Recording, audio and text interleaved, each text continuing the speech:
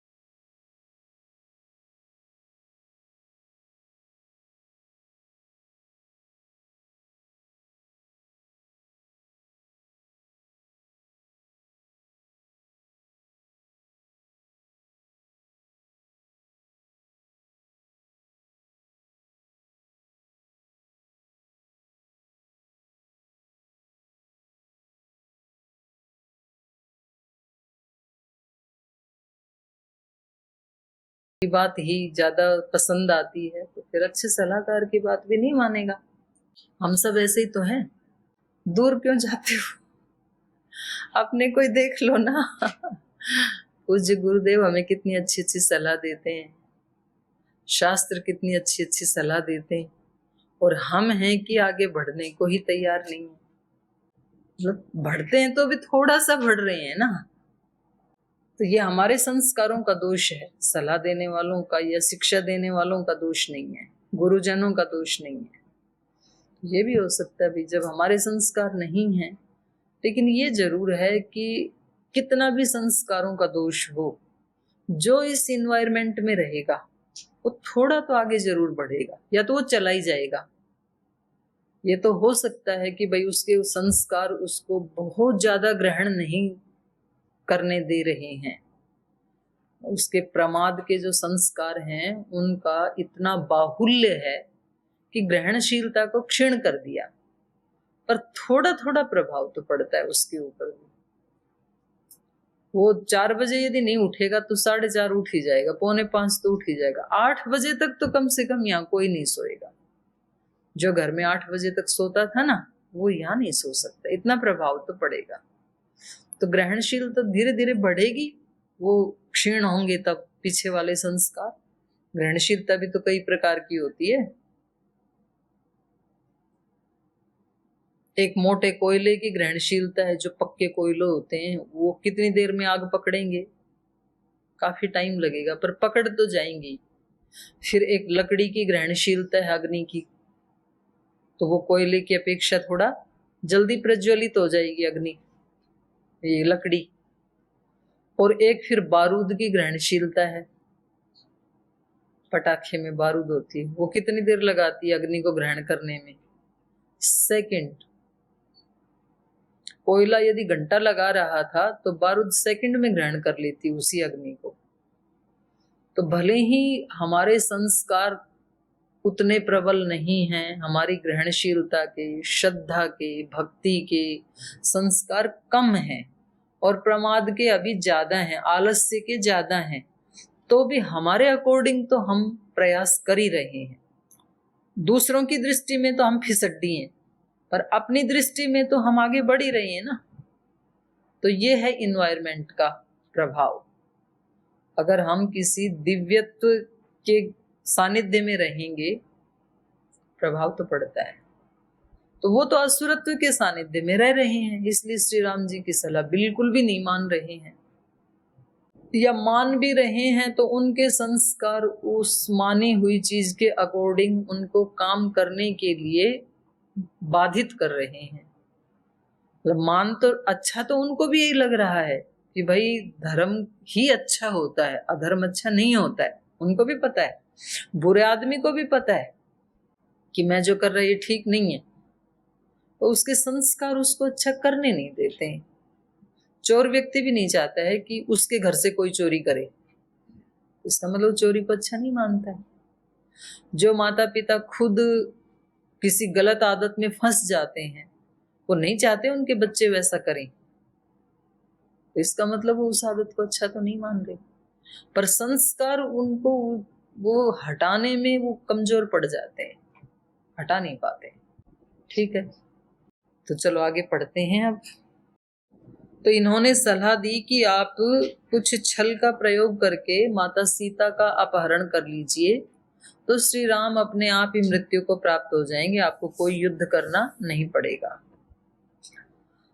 अरोचयत तद्वाक्यं रावणो राक्षसाधिपः चिन्तयित्वा महाबाहोरकम्पनम् उवाचः बाढं काल्यं गमिष्यामि ह्येकः सारथिना सह आनयिष्यामि वैदेहीमिमां हृष्टो महापुरीम् अथैव मुक्त्वा प्रययौ खरयुक्तेन रावणः सदूरे चाश्रमं गत्वा ताटकेयमुपागमात् तं स्वयं पूजयित्वा तु आसनेनोदकेन च अर्थोपहितया वाचा मारीचो वाक्यमब्रवीत् कच्चित् सुकुशलं राजन् लोकानां राक्षसेश्वर आशंकेनाथ जाने त्वं यतस्तूर्णं यः गतः एवमुक्तो महातेजा मारीचेन स रावणः ततः पश्चादिदं वाक्यम् अब्रवीत् वाक्यकोविदः आरक्षो ये हतस्तात रामेणाक्लिष्टकर्मणा जनस्थानम् अवध्यं तत् सर्वं युधे निपातितम्। तद वाक्यम रावण अरोचयत, तो उसके उन वाक्यों को जो राक्षसाधिपः रावण, राक्षसों के जो अधिपति हैं, राजा हैं, जो रावण हैं, उनको उनके वाक्य अच्छे लगे। बोले हाँ ये सलाह बिल्कुल ठीक। आदमी को नीचे जाने वाला रास्ता बहुत अच्छा लगता है, बोलते भी हैं व्यक्ति ऐसे, कुछ शॉर्टकट बताओ, अचीवमेंट तो वही चाहिए, तो कुछ शॉर्टकट बताओ, पुरुषार्थ ना करना पड़े। तो इनको भी बड़ा अच्छा लगा। मतलब अगर कहें कि भाई आप 7वीं मंजिल पे चले जाओगे और आपको एक भी सीढ़ी नहीं चढ़नी पड़ेगी, ये तो बड़ी अच्छी बात है। तो ऐसा क्या उपाय है? बोले ऐसी एक मशीन आती है, उसका बटन दबाओ, आप ऐसे ही खड़े रहो आराम से, और आप अगली 2 मिनट में 7वीं मंजिल पे पहुंच जाओगे।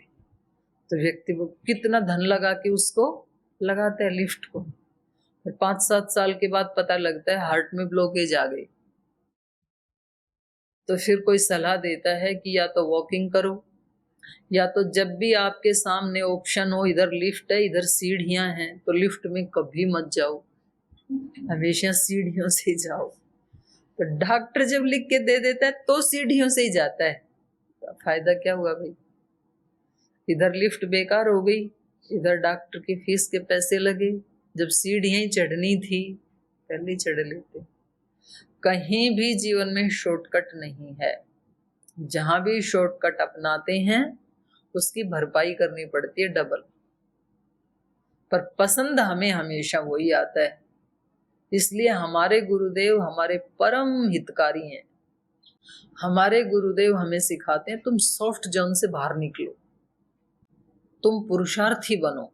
और जिस व्यक्ति ने यहाँ पतंजलि योग पीठ में 5, 7, 10 साल बिता दिए, भले ही उसको विद्या में अच्छे अंक मिले या ना मिले, और कुछ उसको मिले या ना मिले, लेकिन उसको पुरुषार्थ करने की जो आदत संस्कार दे दिए गुरु ने, वो जिंदगी भर उसको काम आएंगे।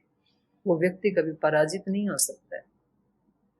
पतंजलि योग पीठ के विश्वविद्यालय में पढ़ने वाले ये जो छात्र छात्राएं हैं, ये इनको कभी जाके जीवन में याद आएगा कि कितनी बड़ी कृपा थी कि हम एक ऐसे विश्वविद्यालय में चले गए जहां हमें सुबह से शाम तक पुरुषार्थ पुरुषार्थ पुरुषार्थ वो संस्कार दे दिए, तो आज हम जीवन में कामयाब हैं। और उन्हीं के भाई बहन जो किसी अन्य विश्वविद्यालय में पढ़ते थे और उनके वहां पूरी छूट थी, 8 बजे उठो, 9 बजे उठो, उठ करके ब्रश करके नहा करके क्लास में चले जाओ, कोई योग की दिक्कत नहीं, कोई शास्त्र स्मरण नहीं। पता चला वो 5-7 साल के बाद किसी काम के नहीं रही, डिप्रेशन में आकर के तो जीवन में कहीं भटक गई। तो ये पुरुषार्थ वाला जो संस्कार है, ये इस जन्म में नहीं, जन्म जन्मांतरों में काम आता है। कहीं भी जीवन में बिना पुरुषार्थ के कुछ भी प्राप्त नहीं होता है। जब वैदिक देव जी पूछ रहे थे ना, शरीर को क्यों कष्ट दें, क्यों गलाएं, क्यों तपाएं, ना तपस्वी न योग सिद्धि थी। तपस्या नहीं करेंगे तो योग की सिद्धि होगी ही नहीं। योग क्या है? समाधि। समाधि क्या है? समाधान। तो जीवन की सब समस्याओं का समाधान योग ही है, समाधि ही है। और वो बिना तप के मिल नहीं सकती है, तप करना ही पड़ेगा। शरीर का भी करना पड़ेगा, वाणी का भी, मन का भी, भावनाओं का भी, सेवा का भी। तो ये सब तो साधना ही पड़ेगा, और कोई रास्ता ही नहीं है। और साधना ही चाहिए। जब भगवान ने साधन दे दिया तो उसको क्यों यूजलेस करना है? जब भगवान ने इतना बढ़िया साधन दे दिया, इतने बढ़िया गुरु दे दिए, इतना अच्छा संस्थान दे दिया, 24 घंटे का समय दे दिया, फिर क्यों ना करें? करना ही चाहिए अपने सामर्थ्य के अनुसार। ये उसके साथ जोड़ दिया, वहां वो महर्षि ने भी जोड़ दिया, व्यास ऋषि ने भी जोड़ दिया। सबके सामर्थ्य अलग अलग है।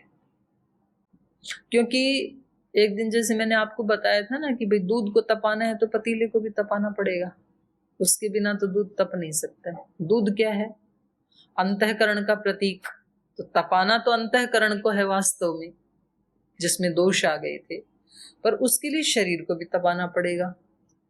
लेकिन ऐसा ना हो कि केवल सूखे पतीले को तपाए जा रहे हो, उसमें दूध डाला ही नहीं, तो फिर तो कुछ भी हासिल नहीं होगा पतीला टूटने के अलावा।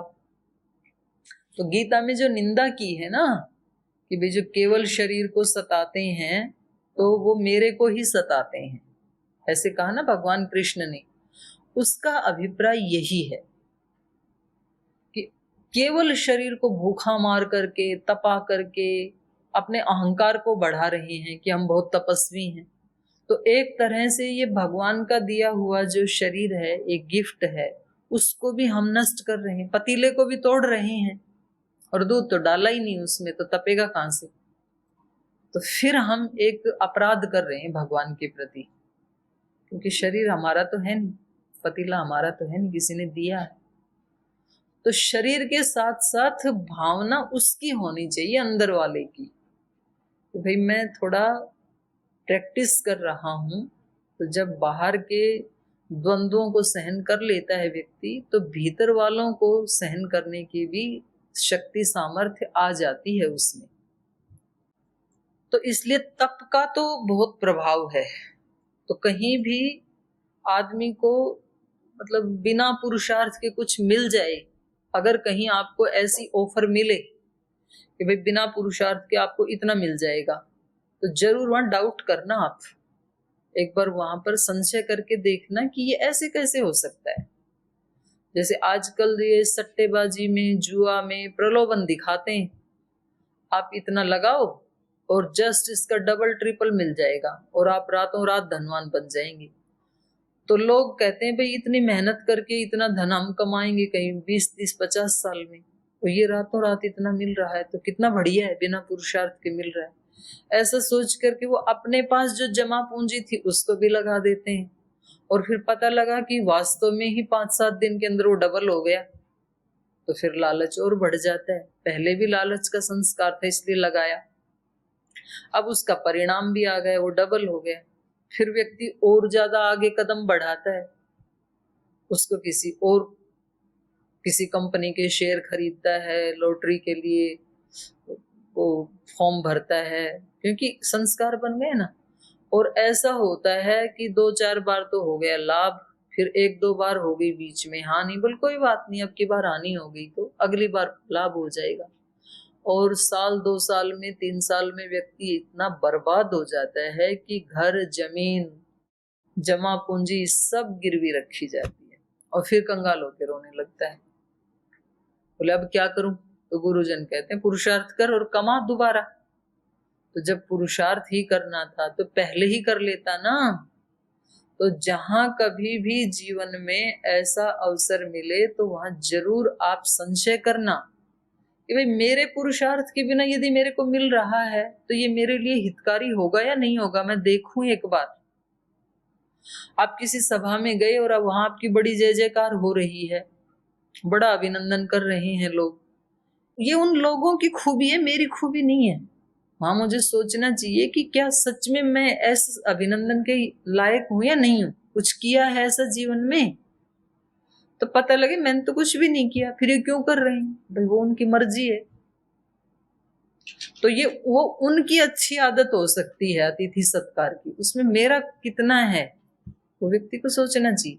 नहीं तो व्यक्ति को फिर आदत पड़ जाती है ऐसे ही कि मैं तो इतना ही सम्मानित व्यक्ति हूं, और पता लगा कहीं एक जगह गए वहां उन्होंने एक फूल भी हाथ में नहीं दिया, तो फिर व्यक्ति झल्ला जाएगा, तो फिर वो डिप्रेशन में आ जाएगा। बोले वहां गए थे, वहां किसी ने पूछा तक भी, हमने यहाँ से गए, हमारे एक दो, तब तो सन्यासी तो नहीं बने थे, कुछ भाई प्रवास पे गए, एक दो जने सम्मान मिल गया, बहुत बड़े खुश हुए।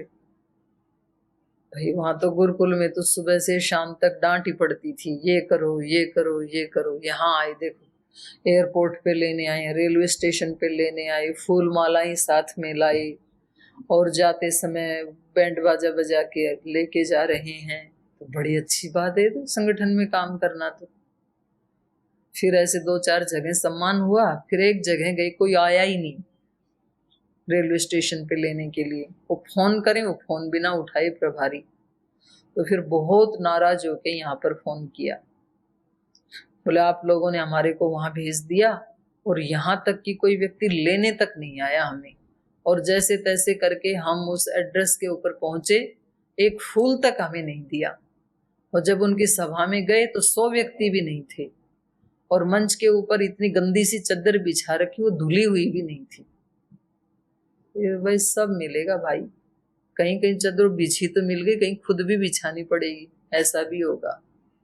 क्योंकि जिस समय सम्मान मिला था उसको हमने अपना मान लिया। तो हमेशा जब कुछ अपने पुरुषार्थ से ज्यादा मिले तो वहां व्यक्ति को एक बार सोचने की आवश्यकता है कि मैंने कुछ किया है क्या समाज का। जो ये लोग मेरे को इतना सम्मान दे रहे हैं तो पता लगेगा मैंने कुछ नहीं किया, मेरे गुरु ने किया है, तो गुरु के नाते कर रहे हैं ये लोग, नहीं तो ये तो मेरे को क्या जाने और मेरी क्या औकात। अगर गुरु को लेस कर दिया जाए तो ये लोग पानी का एक गिलास ना पिलाएं मेरे को, अपने घर में ना घुसने दें, तो आप कौन हम कौन, हम नहीं जानते आपको। तो सारा सम्मान किसकी पुरुषार्थ का और तप का है? गुरु के पुरुषार्थ और तप का है, वो सम्मान हमारा नहीं है। तो यहाँ रावण को क्यों अच्छा लग रहा है? कुछ भी नहीं करना पड़ेगा, और साथ में सीता जैसी महासुंदरी और अपने राजधानी में आएगी, अपने राज्य में आएगी, तो बड़ा अच्छा काम है भाई। एक जो गंधर्वियों में भी जैसी कोई नहीं, देवियों में जैसी इतनी कोई सुंदर नहीं, मनुष्यों में तो हो ही कौन सकता है, तो ऐसी एक परम सुंदरी तो मातृशक्ति अपने घर में आएगी, और उधर कुछ युद्ध भी नहीं करना पड़ेगा। तो इसलिए अरोचयत, उनको बहुत अच्छा लगा ये सुझाव। चिंतयित्वा महाबाहुरकंपनम वाचः, और चिंतन करके, मतलब ये कोई चिंतन है? चिंतन के नाम पे कुचिंतन है, ये कुत्सित चिंतन है। चिंतयित्वा तो महाबाहु अकंपनम वाचः, अकंपन से बोले बाढ़। बहुत अच्छा, क्या सुझाव दिया आपने। कभी कभी व्यक्ति को ऐसे सुझाव देने वाले बड़े अच्छे लगते हैं। हॉस्टल में वो एक हमारी माता जी थी, यूनिवर्सिटी में वार्डन का काम करती थी, तो उन्होंने एक लड़की को घर जाने की अनुमति नहीं दी, क्योंकि इधर से पूज्य आचार्य जी ने मना कर दिया था कि ऐसे इनको छुट्टी मत दिया करो। तो उन्होंने कहा क्या करें इस माता जी का, तो जाने नहीं देती हैं। दूसरी बोली ऐसे करो, इनके दरवाजे के सामने ना तेल बिखेर दो। बोले वाह क्या आइडिया है। तो तुम मत दे देना ये आइडिया, यहाँ भी बैठी हैं विश्वविद्यालय की। अब वो माता बेचारी सुबह उठी, अब ऐसी आंख बंद बंद में ही उठता है आदमी, थोड़ा देर तो उठते ही उसका पैर स्लिप हो गया, पैर टूट गया। तो इतनी खुशी मना रहे, क्या आइडिया दिया तूने। तो जब हमारी नेगेटिव भावना होती है तो हमें नेगेटिव आइडिया बहुत पसंद आते हैं। इनकी कैसे क्लास लगेगी, इनको कैसे कष्ट मिलेगा, इनको कैसे डांट पड़ेगी, वो ढूंढते हैं हम। तो ऐसे ही इन्होंने मतलब एकदम से राजा होकर के अकंपन की बात को क्या कह रहे हैं, बाढ़। वाह, बहुत बढ़िया आइडिया। क्या आइडिया है। काल्यम गमिष्यामि ह्येकः सारथिना सह। अच्छा, तो मैं अपने सारथी के साथ कल ही प्रयाण करता हूं इसके लिए। ये तो बहुत ही अच्छी बात बताई आपने, क्या सुझाव दिया आपने। तो आनयिष्यामि वैदेहीम, वैदेही को ले आऊंगा। इमाम हृष्टः महीपुरम, तो प्रसन्न होकर के इह महीपुरम, इस लंकापुरी में उनको ले आऊंगा। तो बड़ा प्रसन्न हो गया, बड़ी प्रसन्नता पूर्वक ले आऊंगा। अथैव मुक्त्वा प्रययौ, और ऐसा कह करके प्रस्थान किया।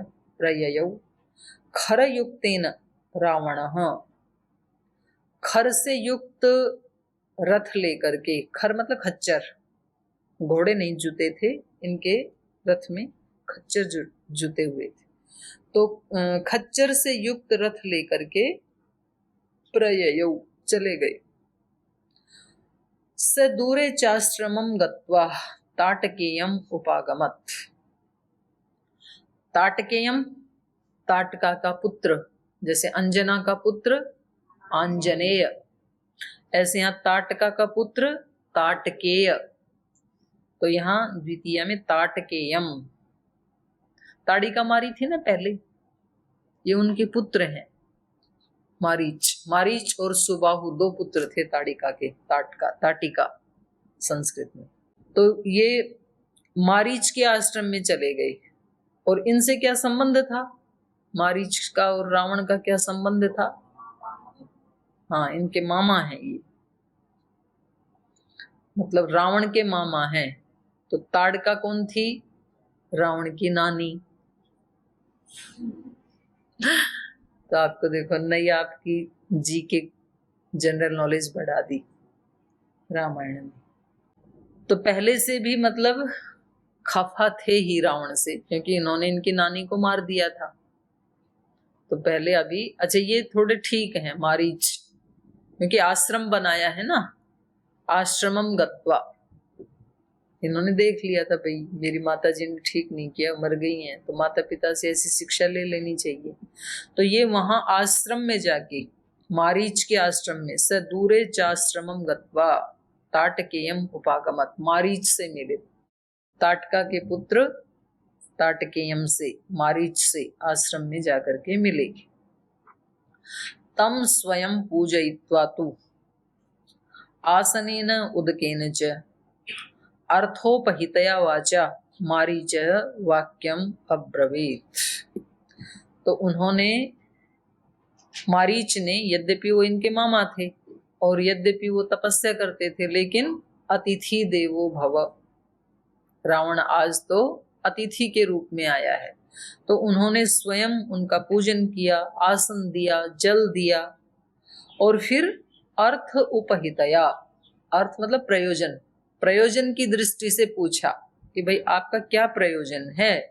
तो उनके प्रयोजन को पूरा करने के लिए मारीचः वाक्यम अब्रवीत, हितकारी वाणी के द्वारा, आप किस प्रयोजन से आज आपका यहाँ आगमन हुआ, क्योंकि आप तो स्वयं लंकाधिपति हैं, तो मुझे ही बुला लेते। तो मेरे आश्रम में आप स्वयं चल करके आए हैं, तो जरूर कोई ना कोई तो प्रयोजन होगा। तो बताइए मैं आपका क्या हेल्प कर सकता हूँ, क्या सहायता कर सकता हूँ, ऐसे उन्होंने पूछा।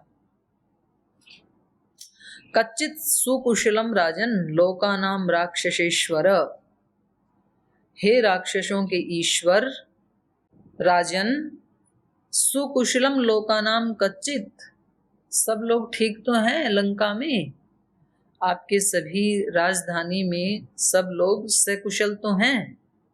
आशंकेन अथ जाने त्वयं यतः तूर्णम इह आगत, क्योंकि मुझे थोड़ी आशंका हो रही है। आशंकेन जाने, थोड़ी अंदर से ये लग रहा है कि कुछ तो ऐसा हुआ होगा जो आपको आना पड़ा। यतः तूर्णम इह आगत, जो आप ऐसी हड़बड़ाहट में, ऐसी जल्दबाजी में, बिना कोई सूचना दिए, बिना कोई अपॉइंटमेंट लिए एकदम से यहाँ आ पहुंचे हैं, तो सब कुशल तो है? तो ऐसे उन्होंने पूछा। एवं मुक्तो महातेजा मारीचेन स रावण ततः पश्चात इदम वाक्यम अब्रवीत वाक्य कोविद। तो ऐसे मारीच के पूछे जाने पर वाक्य कोविद, बोलने में जो बहुत निपुण है, ऐसे रावण ने, जब महातेजस्वी मारीच ने ऐसे पूछा तो इसके पश्चात रावण ने बताना शुरू किया। तथा पश्चात इदम वाक्यम अब्रवीत, इस प्रकार से बताने लगे। आरक्षो ये हतः तात रामेण अक्लिष्ट कर्मणा जनस्थानम अवध्यम तत्सर्वम युधि निपातितम।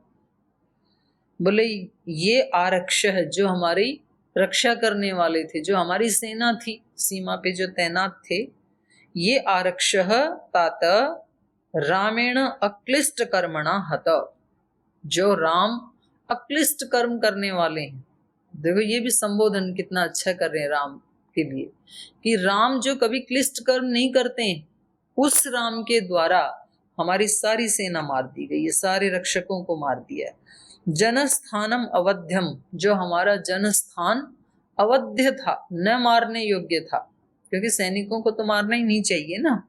तत्सर्वम युधि निपातितम, वो सारी सेना को अक्लिष्ट कर्म करने वाले राम ने मार गिराया है। तो ऐसे इन्होंने बताना शुरू किया। तो शेष इनका वार्तालाप आगे कहाँ बढ़ा ये हम कल पढ़ेंगे। आज यही विराम देते हैं।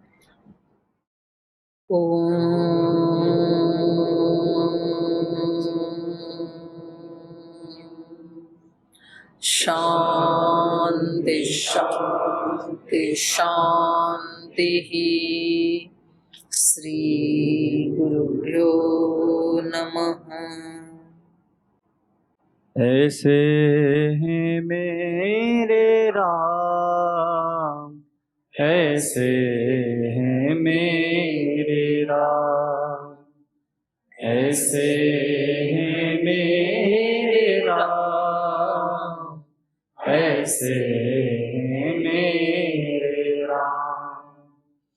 विनय भरा हृदय करे सदा जिन्हें प्रणाम, ऐसे हैं मेरे राम, ऐसे हैं मेरे राम।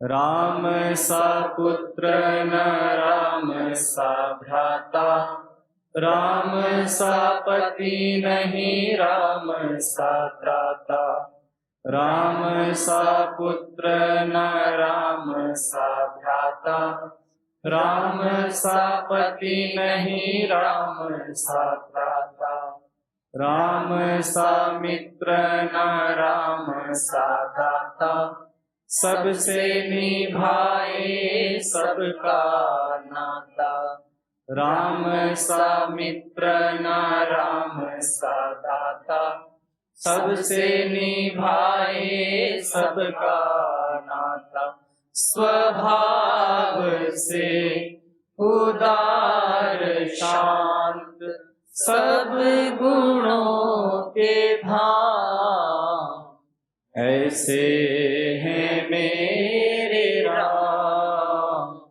ऐसे हैं मेरे राम। विनय भरा हृदय करे सदा जिन्हें प्रणाम, ऐसे हैं मेरे राम, ऐसे हैं मेरे राम, ऐसे हैं मेरे ऐसे हैं मेरे राम, ऐसे हैं मेरे राम, ऐसे हैं मेरे राम। ओम श्री गुरुभ्यो नमः।